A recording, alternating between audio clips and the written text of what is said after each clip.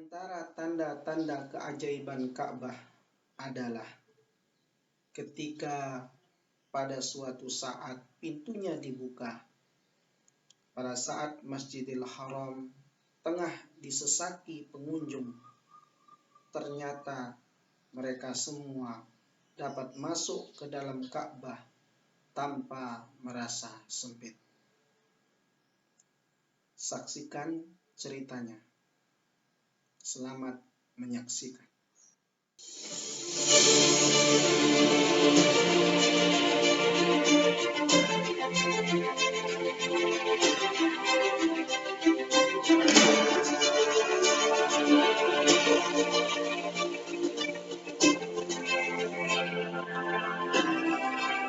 Bismillahirrahmanirrahim. Assalamualaikum warahmatullahi wabarakatuh.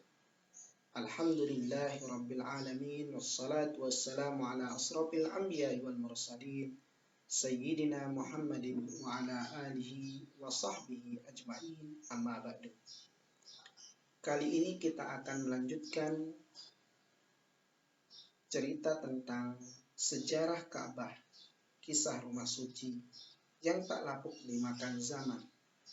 Dan pada sesi terakhir ini, bagian ke-19 ini, kita akan menceritakan tentang sifat Ka'bah. Yang pertama, sebagaimana penjelasan Al-Umari tentang Ka'bah. Al-Umari menjelaskan tentang Ka'bah dalam bukunya Masalik Al-Absar di Mamlik Al-Amsar.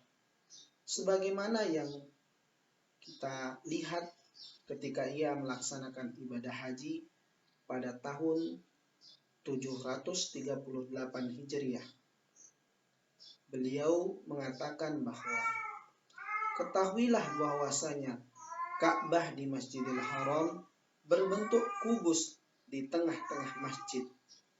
Tingginya dari tanah 27 hasta, lebar dinding bagian depannya yang ada pintunya adalah 24 hasta. Demikian juga lebar dinding belakangnya. Adapun dinding sebelah kanannya, yaitu yang berada di antara rukun Yamani dan rukun Iraki, yang padanya terdapat Hajar Aswad. Lebarnya 20 hasta. Sebelum berangkat hijrah ke Madinah, Nabi Muhammad SAW salat di tengah dinding ini. Sedangkan lebar dinding yang berada di antara rukun Sam dan rukun Barat adalah 21 hasta. Adapun pencuraan air mizhab terletak di tengah dinding mengarah kepada Hijr Ismail. Sedangkan dari dasar sampai puncak dinding adalah 16 hasta.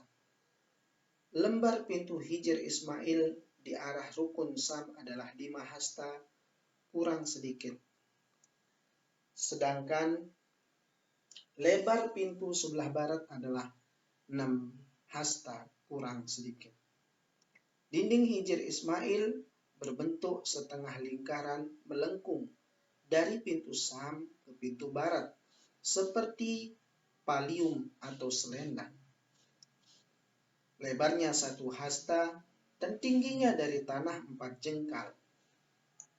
Adapun Hajar Aswad di rukun Iraki yang menghadap Zamzam tingginya 4 jengkal dari Ka'bah. Pintu Ka'bah berjarak 4 hasta dari tanah, tingginya 6 hasta dan lebarnya 4 hasta. Jarak antara Hajar Aswad dan pintunya adalah 4 hasta. Inilah yang disebut dengan multazam, yang artinya tempat diam. Karena setiap selesai tawaf, Rasulullah SAW berdiam di sana dan berdoa. Lalu beliau menoleh pada Umar dan berkata, disinilah harusnya air mata ditumpahkan. jarak antara pintu Ka'bah ke tempat sholat Nabi Adam setelah ia selesai tawaf dan tobatnya diterima Allah, atau yang dikenal dengan Maudu'i al-Khuluq, tempat kotak parfum. Dan dari dinding penyangga Ka'bah lebih dari 7 hasta. Di sanalah tempat yang bernama Maqam Ibrahim itu. Jarak antara Maudi al-Khuluq atau tempat kotak parfum, tempat sholatnya Nabi Adam, dengan rukun Sam adalah 8 hasta. Jarak dari rukun Sam ke batu marmer berukiran di Hijr Ismail, tempat di mana Abdullah bin Zubair membangun rukun Ibrahim atau fondasi Nabi Ibrahim, adalah 9 hasta. Jarak Hijr Ismail ke Maqam Ibrahim adalah 25 hasta dan disebut dengan Hantim, penghancur, karena tempat ini tempat untuk melebur dosa-dosa. Adapun jarak rukun Iraki, tempat Hajar Aswad berada, ke tempat sholat Nabi sebelum beliau hijrah ke Madinah atau Multazam, adalah 10 hasta. Jarak antara rukun Yamani dan pintu belakang yang telah ditutup adalah 4 hasta. Tempat itulah yang dinamakan tempat peleburan dosa. Lebar pintu Ka'bah sendiri adalah 5 hasta dan tingginya 7 hasta. Jarak pintu dan rukun barat adalah 13 hasta, sedangkan jarak rukun barat dan ujung Maqam Ibrahim adalah 7 hasta. Dan pada masa Abdullah bin Zubair dimasukkan ke dalam bangunan Ka'bah, sebagaimana yang tercatat di dalam buku karya Ibnu Fadilah al-Umari, Masalik al-Absar fi Mamlik al-Ansar. Kemudian kita akan membahas sifat Ka'bah menurut Ibnu Battuta. Ibnu Battuta adalah seorang petualang yang lahir pada tahun 1304 Masehi dan meninggal pada tahun 1377 Masehi. Di tengah perjalanan pertamanya ia singgah ke Mekah pada tahun 1325 sampai dengan 1349 Masehi. Beliau menjelaskan tentang Ka'bah sebagaimana yang ia saksikan. Ia berkata, Ka'bah berdiri di tengah masjid, sebuah bangunan segi 4 setinggi tinggi lebar 3 sisinya 28 hasta, sedangkan sisi keempat antara Hajar Aswad dan rukun Yamani 29 hasta.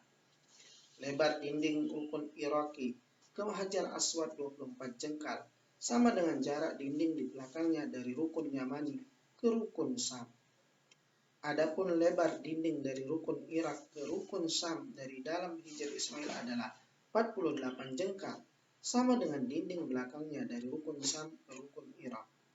Sedangkan dari luar Hijr Ismail jaraknya adalah 120 jengkal. Ka'bah dibangun dengan batu keras kecoklatan dan disusun dengan perekat terbaik dan terkuat. Bangunannya tidak berubah karena masa dan zaman. Pintu Ka'bah yang mulai terdapat di bagian antara Hajar Aswad dan rukun Iraki. Antara pintu dan Hajar Aswad jaraknya 10 hasta. Tempat inilah yang dinamakan Multazam, tempat orang berdoa yang sangat mustajab. Tinggi pintu dari lantai adalah 11,5 jengkal, lebarnya 8 jengkal, dan panjangnya 13 jengkal. Lebar dinding tempat pintu dipasang adalah 5 jengkal. Pintu Ka'bah dilapisi dengan perak yang sangat indah. Kusen dan daun pintu bagian atas juga dilapisi perak.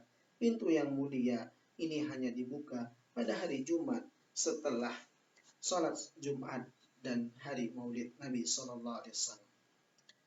Di dalam Ka'bah yang mulia, lantainya terbuat dari batu pulang berwarna hitam putih. Demikian juga dindingnya.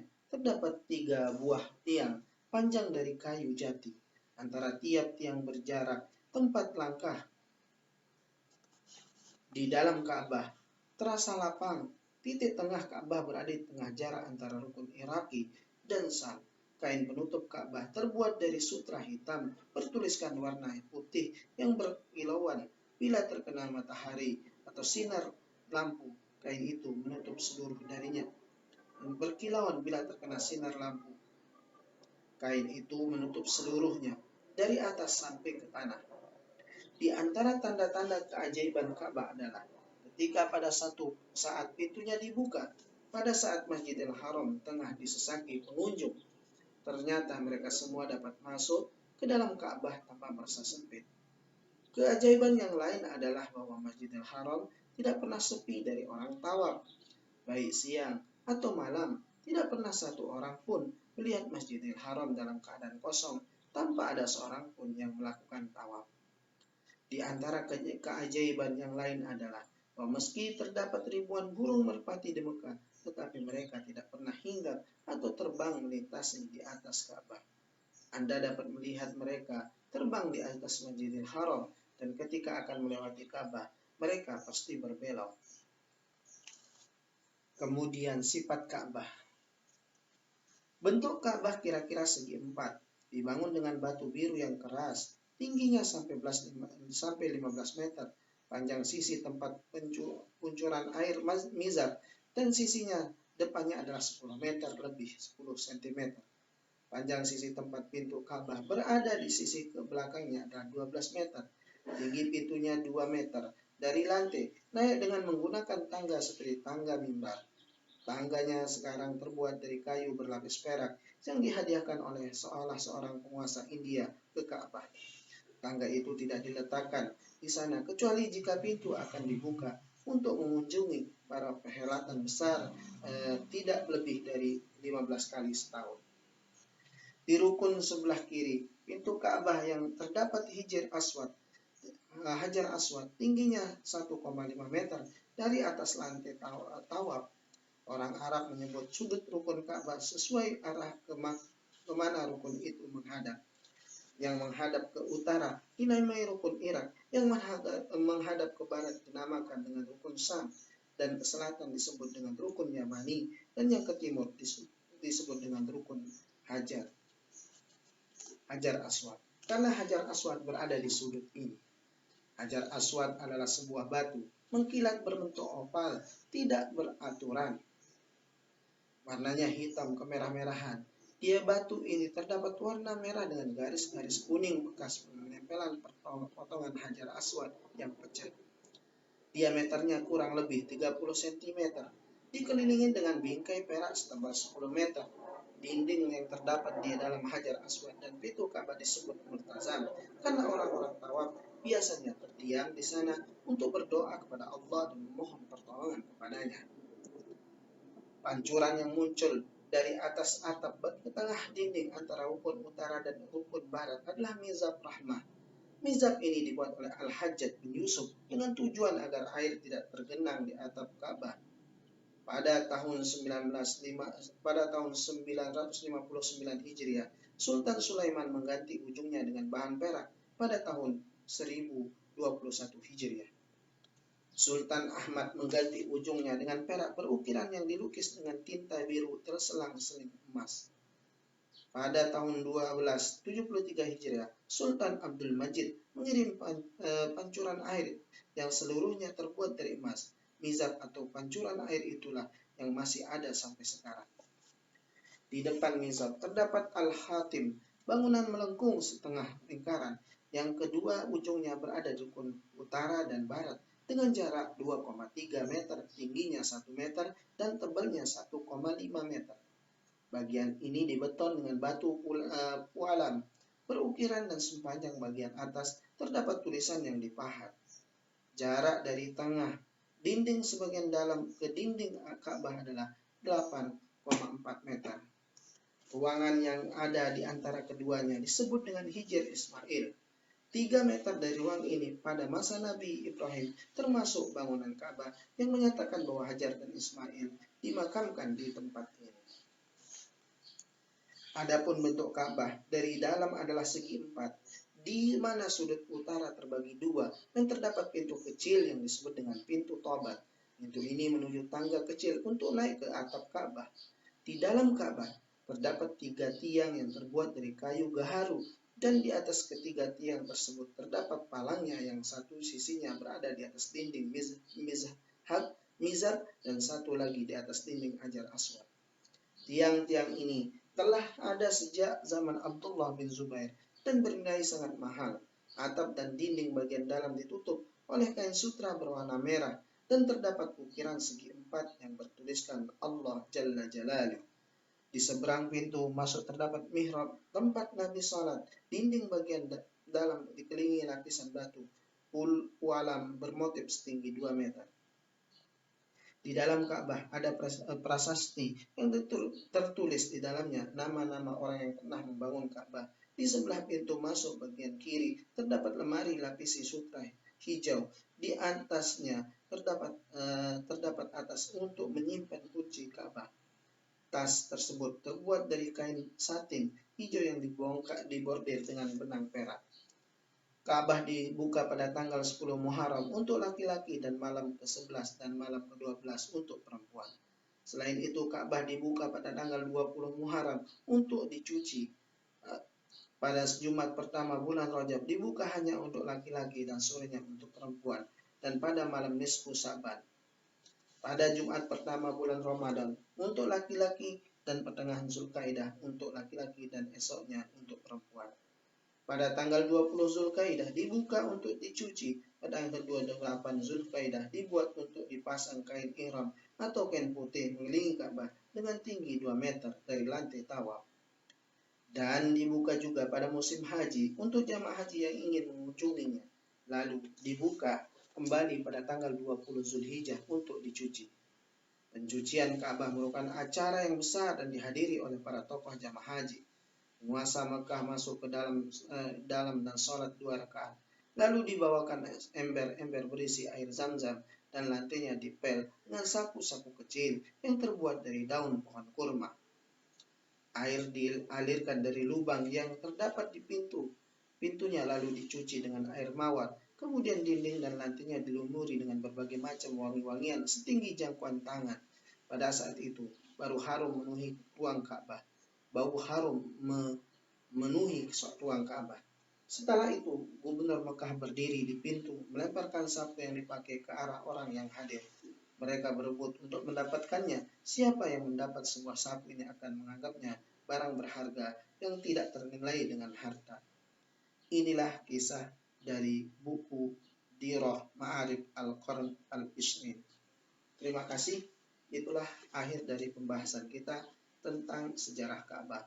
Semoga bermanfaat dan mudah-mudahan sejarah-sejarah lain dan ilmu-ilmu lain bisa kita temukan di channel ini.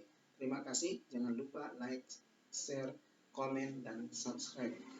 Wallahu a'lam bishawab. Assalamualaikum warahmatullahi wabarakatuh.